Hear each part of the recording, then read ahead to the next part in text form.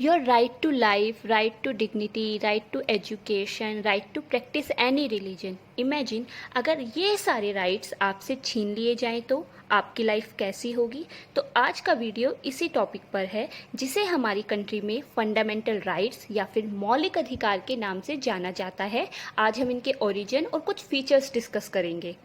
Hello everyone, welcome to Bridge Educare. I hope you all are safe and healthy. So without wasting our time, चलते हैं अपने topic की तरफ। So what are the fundamental rights? हमारे मूल या मौलिक अधिकार क्या हैं? Fundamental rights are the basic rights and freedoms that belong to every citizen provided by Constitution of India.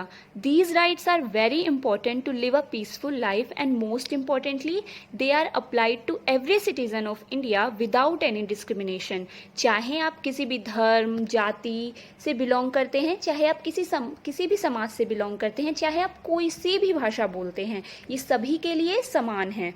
Our fundamental rights are protected by our constitution, जिन्हें हमारे संविधान के पार्ट 3 आर्टिकल 12 से 35 में कवर किया गया है। अगर ओरिजिन की बात करें तो जैसा कि we have borrowed several things from the constitution of different countries, इसीलिए हमारे कॉन्स्टिट्यूशन को उधार लिया हुआ संविधान भी कहते हैं। उन्हीं में से एक है हमारे मौलिक अधिकार। We have borrowed these right from the US constitution. US में इन्हें बिल ऑफ राइट्स के नाम से जाना जाता है। Another important thing is our fundamental rights are known as the Magna Carta of India. Now why do we call them Magna Carta? Because Magna Carta was the first written document related to the rights, जिसे England में king John के द्वारा 1215 में issue किया गया था। One of the most important thing about these fundamental rights are only available against the state, not against the private individual. ये सभी अधिकार हमें स्टेट के विरुद्ध मिले हैं। कहें तो एक तरीके से स्टेट की जितनी भी अनलिमिटेड पावर्स होती हैं उस पर फंडामेंटल राइट्स रिस्ट्रिक्शंस इम्पोज करते हैं। जानते हैं कि हमारे मौलिक अधिकार क्या क्या हैं। In our constitution there are 6 fundamental rights. हमारे 6 मौलिक या मूल अधिकार हैं। First is right to equality, यानी कि समानता का अधिकार, जिसे आर्टिकल 14 से 18 में कवर किया गया है। Second one is right to freedom, स्वतंत्रता का अधिकार, covered under article 19 to 22। Third one is right against exploitation, शोषण के विरुद्ध अधिकार, under article 23 and 24। Our fourth fundamental right is right to freedom of religion, धार्मिक स्वतंत्रता का अधिकार, जिसे आर्टिकल 25 से 28 में कवर किया गया है। Fifth is cultural and educational right, सांस्कृतिक तथा शिक्षा संबंधी अधिकार, under article 29 and 30। And last and sixth is right to constitutional remedy, संवैधानिक उपचारों का अधिकार, जो कि आर्टिकल 32 के अंतर्गत आता है। This is the most important right. ये राइट आपके अन्य अधिकारों की सुरक्षा करता है। आगे बढ़ते हैं। जब हमारा कॉन्स्टिट्यूशन तैयार किया गया था तब हमारे 7 फंडामेंटल राइट्स थे। Originally the constitution also included right to property, संपत्ति का अधिकार, in article 31, but it was deleted from the list of fundamental rights in 1978 by 44th Amendment Act. Now it is a legal right under Article 300A in Part 12th of the Indian Constitution.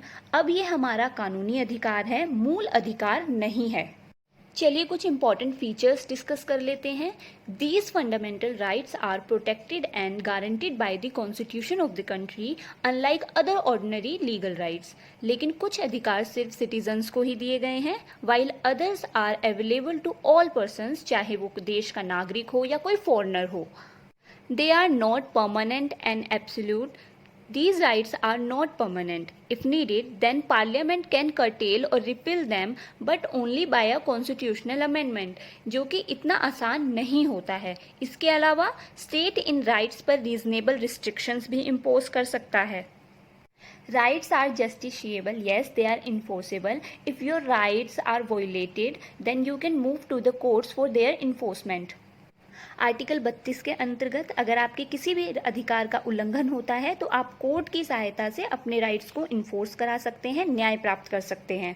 And also people can approach the Supreme Court directly in the case of violation of these rights. Suspension of these rights.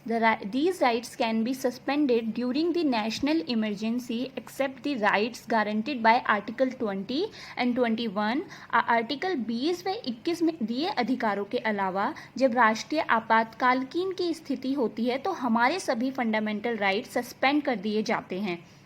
चलिए जल्दी जल्दी इस easy से question का answer comment box में दीजिए। Which one of the following is guardian of the fundamental rights? Legislature, executive, political parties और judiciary. Thanks for watching our video. Please like this video, comment and share, and don't forget to subscribe our channel and press the bell icon for latest updates.